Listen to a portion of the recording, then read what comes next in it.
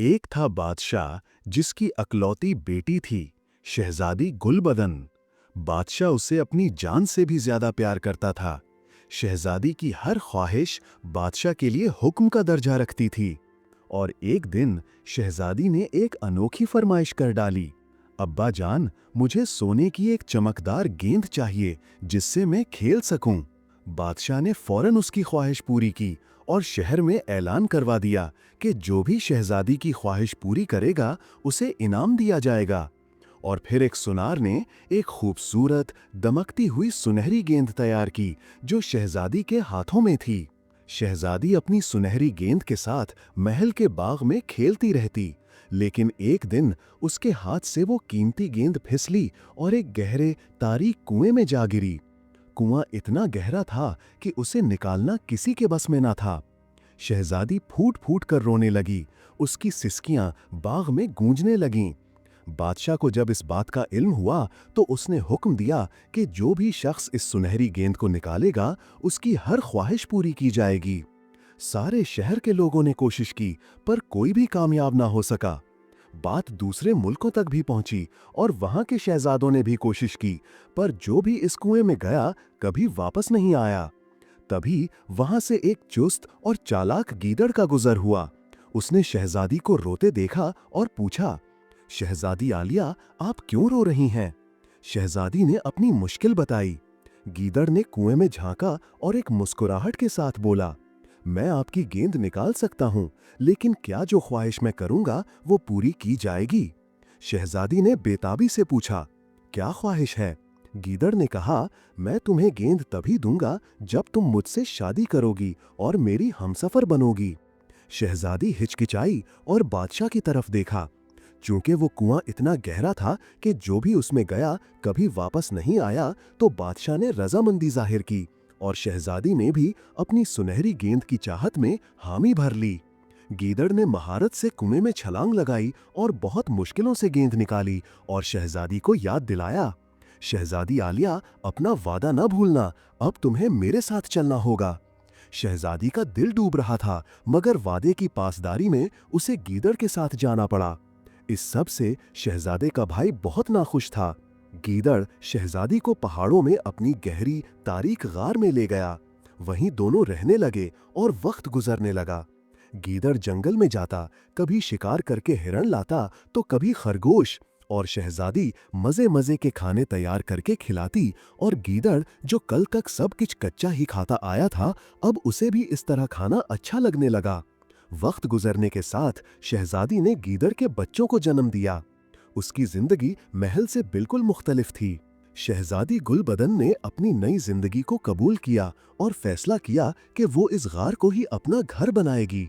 शुरू में उसे सब कुछ तारीक और अजनबी लगा, मगर फिर उसने अपने अंदर की फनकाराना सलाहियतों को जगाया।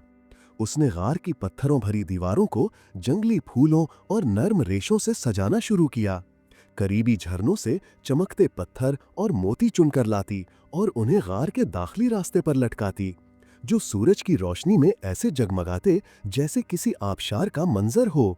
गीदड़ से उसने चिकने गोल पत्थर मंगवाए जिन्हें वो जमीन पर बिछाती ताकि चलने में आसानी हो।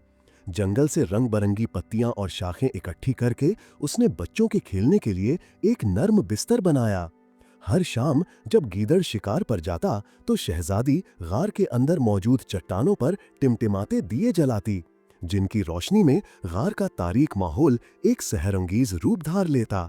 उसने अपने हाथों से मिट्टी के बर्तन भी बनाए जिनमें वो पानी और खाने की चीजें रखती। गार अब सिर्फ एक पनाहगाह नहीं थी, बल्कि शहजादी की कोशिशों से एक खूबसूरत और पुरसुकून घर बन गई थी, जहां उसके बच्चे हंसते खेलते और गीदड़ भी आकर सुकून महसूस करता। शहजादी ने अपनी तख्लीकी सलाहियतों से एक वीरान जगह को मोहब्बत और रौनक से भर दिया था। कई साल गुजर गए। एक दिन बादशाह का बेटा शहजादा बहादुर शिकार खेलते हुए उन्हीं पहाड़ों में आ निकला। चलते चलते वो गीदड़ की गार के करीब पहुंचा और वहां उसने अपनी बहन शहजादी गुलबदन को देखा। वो हैरान रह गया। शहजादा बहादुर ने अपनी बहन को गले लगाया और उसे महल वापस चलने पर इसरार किया। शहजादी का दिल एक तरफ अपने बच्चों से जुड़ा था तो दूसरी तरफ उसे महल और अपने खानदान को देखकर बहुत खुशी हो रही थी। बिलाखिर उसने भाई के साथ जाने का फैसला कर लिया। महल पहुंचे तो बादशाह और मलिका अपनी बेटी को देखकर बहुत खुश हुए। पूरे महल में जश्न का समा था। लेकिन ये खुशी ज्यादा देर कायम ना रह सकी। अगले ही दिन गीदड़ महल की छत पर आ बैठा और जोर जोर से चिल्लाने लगा, जब तक मेरी बीवी वापस नहीं आती मैं यहाँ से नहीं हटूंगा। शहजादी का दिल गीदड़ की पुकार सुनकर मचलने लगा। उसे अपने बच्चे याद आने लगे जो गार में उसके बगैर अकेले रह गए थे। उसने महसूस किया कि अगरचे वो महल में थी, लेकिन उसका दिल उसके बच्चों और गीदड़ के साथ था। शहजादी ने अपने भाई और वालिद से कहा, अब्बा जान, भाई जान, मैं यहाँ रहकर खुश नहीं रह सकती। मेरे बच्चे वहाँ अकेले हैं। मुझे वापस जाना होगा जहाँ मेरे हकीकी रिश्ते हैं। उसकी आंखों में आंसू थे, लेकिन उसके चेहरे पर एक अज़्म था। मेरी बच्ची, बादशाह ने दुख भरे लहजे में कहा, अगर तुम्हारी खुशी वहां है तो जाओ, मैं तुम्हें रोकूंगा नहीं। शहजादी ने अपने वालिदैन और भाई को अलविदा कहा। उसका दिल भारी था, लेकिन उसे मालूम था कि वो सही फैसला कर रही है। वो महल की सीढ़ियां उतरती गई। उसका हर कदम उसे अपने घर की तरफ ले जा रहा था। जब वो गीदड़ के करीब पहुंची तो उसने गीदड़ की आंखों में मोहब्बत और सुकून देखा। वो उसकी तरफ बढ़ी और उसके सर पर प्यार से हाथ फेरा। उसके बच्चे गार के दहाने पर खड़े उसे देख रहे थे।